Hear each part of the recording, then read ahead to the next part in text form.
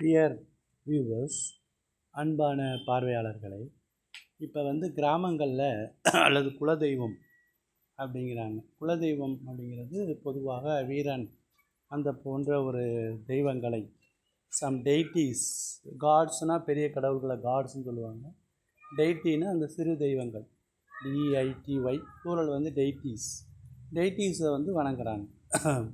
இப்போ Guardian angel அப்படிம்பாங்க. கார்டியன்னா பாதுகாவலர், ஏஞ்சல்னா தேவதை அல்லது கடவுள், காவல் தெய்வம். பொதுவாக காவல் தெய்வம் அப்படிங்கிறது மதுரை வீரன் போன்ற தெய்வங்களை தான் வச்சுருக்காங்க.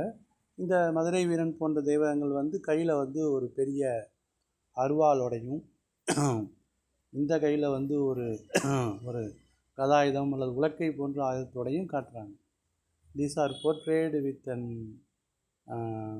மேட்சட், ரொம்ப வீரமானவர்களாகவும் காட்டுறாங்க. இது இட் கிவ்ஸ் அன் இன்ஸ்பிரேஷன், ஒரு உற்சாகத்தை, ஒரு உத்வேகத்தை. அவருடைய உடல் அமைப்பு இதெல்லாம் ஒரு வீரத்தையும் ஒரு இன்ஸ்பிரேஷனையும் கொடுக்குது. தென்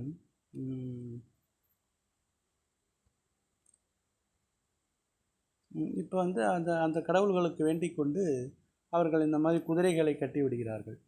இந்த குதிரைகள் சுதைச்சிற்பங்கள் அப்படின்னு சொல்கிறாங்க. சுதைச்சிற்பம் அப்படிங்கிறது இங்கிலீஷில் மார்ட்டரா, லைம் அல்லது மார்ட்டர் போல நினைக்கிறேன்.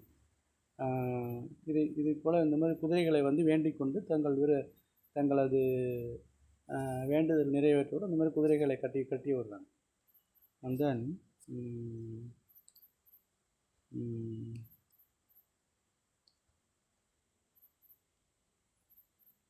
இது மாதிரி ஒரு குதிரைகளை கட்டியிருக்காங்க, யானைகளை கட்டி விட்டுருக்காங்க. அதில் ஒரு we are seeing a cobra with hood spreading its hood, படம் எடுக்கிறது. இதை முல்க்ராஜ் ஆனந்த் சொல்லுவார், a snake is taking picture அப்படின்னு. அது முல்க்ராஜ் ஆனந்த் தனது இலக்கியத்தில் சொல்லியிருப்பார்.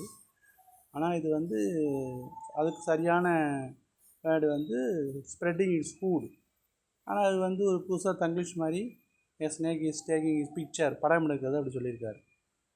ஒரு மாதிரி ஒரு கிராமத்தில் உள்ளவர், அவருடைய படத்தை கொடுத்துருக்காங்க.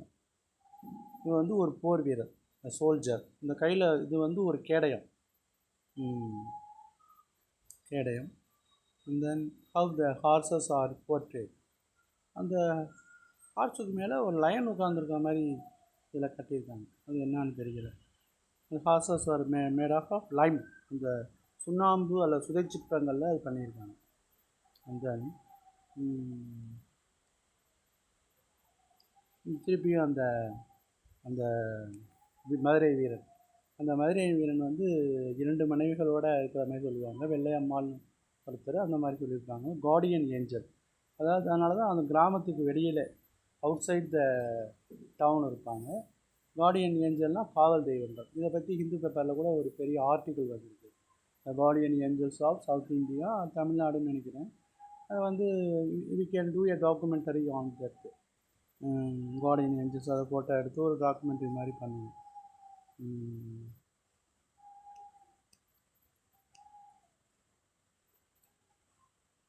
See here in this picture, the Madurai Veeran is shown in its full glory, முழு வீரத்துடன் காட்டப்படுகிறார். கையில் பார்த்திங்கன்னா ஒரு அருவாளோடையும், இந்த பக்கம் ஒரு உலக்கை போன்ற ஒரு கதாயுதத்தோடையும் இருக்கிறாரு.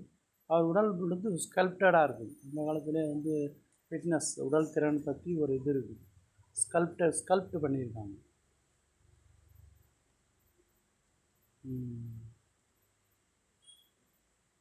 So this is the guardian angels, அதாவது காவல் தெய்வங்கள்.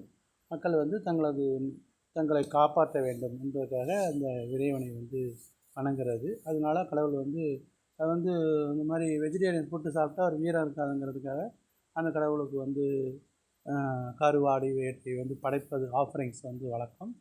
In addition to that, they are celebrating their temple festivals. இது கொட்டையூர் அப்படிங்கிற இடத்துல இது ஒரு அந்த அகமுடையர்கள், தேவர்கள் என்பவருடைய ஒரு குலதெய்வமாக இதை விளங்கி வருகிறது. இதை போல் நம்ம ஒரு இந்து பேப்பரில் கூட ஒரு கார்டியன் ஏஞ்சல்ஸ்னு போட்டிருந்தாங்க. அதில் மதுரை வீரனை பற்றி, அவருடைய 2 மனைவிகளை பற்றிலாம் ஒரு பெரிய ஒரு டிஸ்கிரிப்ஷன் இருந்துச்சு. But I could not put my hand up on that. இதை வந்து என் மனைவி வந்து எங்கேயோ போட்டு கொளுத்தி விட்டாங்க.